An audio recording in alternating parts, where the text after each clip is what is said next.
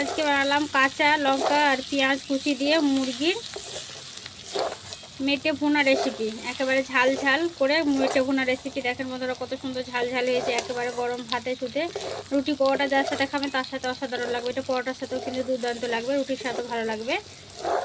আর এই রেসিপিটা আমি কীভাবে বানালাম চলুন মেন কোর্সে যাওয়া যাক। বন্ধুরা কেমন আছেন? আশা করি ভালো আছেন। পিঙ্কি কিচেনে সবাইকে স্বাগত। আবার একটা নতুন রেসিপি নিয়ে আপনাদের সাথে হাজির হয়ে গেছি।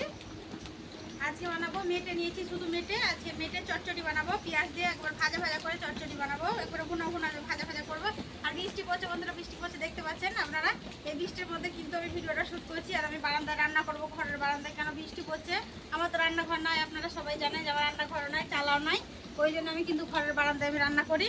তাই ঘরের বারান্দায় কিন্তু আজকে আমি রান্নাটা করবো। আর বৃষ্টির মধ্যে ভিডিওটা শ্যুট করিনি। চলুন প্রথমে মেটেগুলো কেটে নেবো।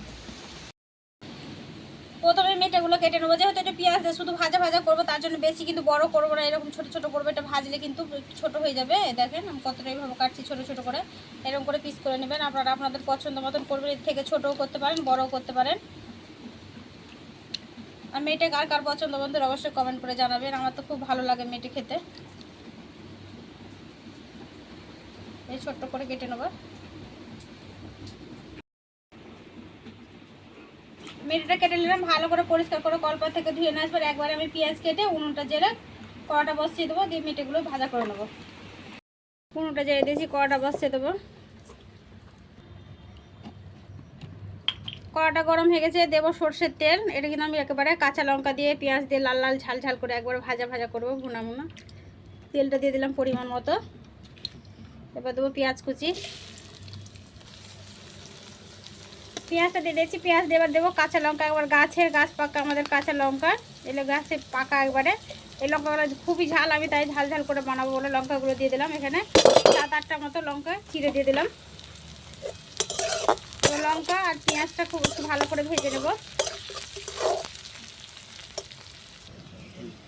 লঙ্কা আর পেঁয়াজটা ভাজা ভাজা হয়ে গেছে। এবার দেবো আদা রসুন বাটা। আদাটা ভাজা ভাজা করে নিলাম, আদা রসুনটা যেটা কাঁচা গন্ধ চলে তার জন্য ভেজে নিয়েছি। এবার দেবো নুন পরিমাণ মতো, ভাজা জিরে গুঁড়ো, ভাজা ধনে গুঁড়ো। যেহেতু আমি কাঁচা লঙ্কা দিয়েছি তার জন্য আবার 1/2 চামচ দিয়ে দেবো। 1/2 চামচের একটু বেশি আমি দিয়ে দেবো আবার লঙ্কা গুঁড়ো। যেহেতু এটা ঝাল ঝাল হবে, আপনারা যেরকম ঝাল খাবেন সেরকম কিন্তু দেবেন। আমি এটা ঝাল ঝাল করবো, তার জন্য আমি ঝাল ঝাল দিলাম। এটা মেটের ভুনাটা একেবারে ঝাল ঝাল হবে। এবার দেবো হলুদ গুঁড়ো।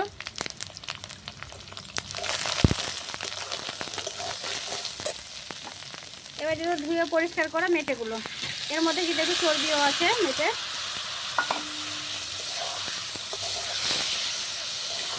খুব ভালো করে নেড়ে নেড়ে কষিয়ে নেব।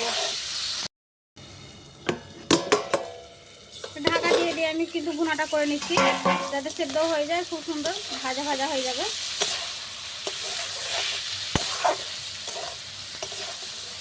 এখনো কিন্তু সম্পূর্ণ হয়নি, তাও দেখেন কত সুন্দর কিন্তু আমার কালারটা এসছে, কত সুন্দর হয়েছে। আর এই কলটা ভুনা কার কার পছন্দ অবশ্যই কমেন্ট করে জানাবেন। এই দেখেন কত সুন্দর কিন্তু হয়েছে।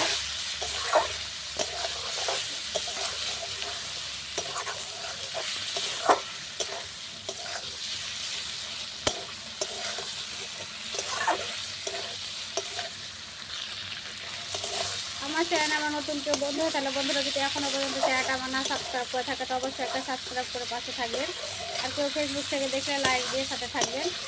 খুব ভালো করে কিন্তু মেটে কষিয়ে নিয়েছি। অল্প একটু পানি দেবো যাতে কলজাটা ভালো করে ভুনা হয়ে যায়, মানে সেদ্ধ হয়ে যায় ভেতর থেকে। আর ভুনাটাও খুব সুন্দর হবে, তার জন্য অল্প দিলাম, একটু বেশি পানি দিলাম।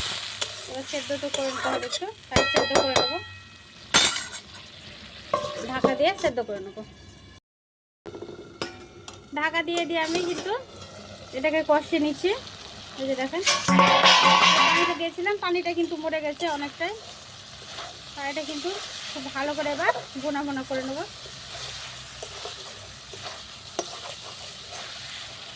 আমি যে 1 বাটি পানি দিয়েছিলাম, পানিটা কিন্তু খুব সুন্দরভাবে হয়ে গেছে, শুকিয়ে গেছে। আর দেখেন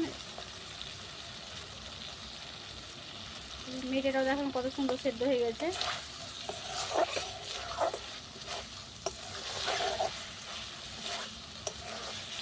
এভাবে ঢাকা ছাড়ায় 5 মিনিট খুব ভালো করে ভেজে নেব।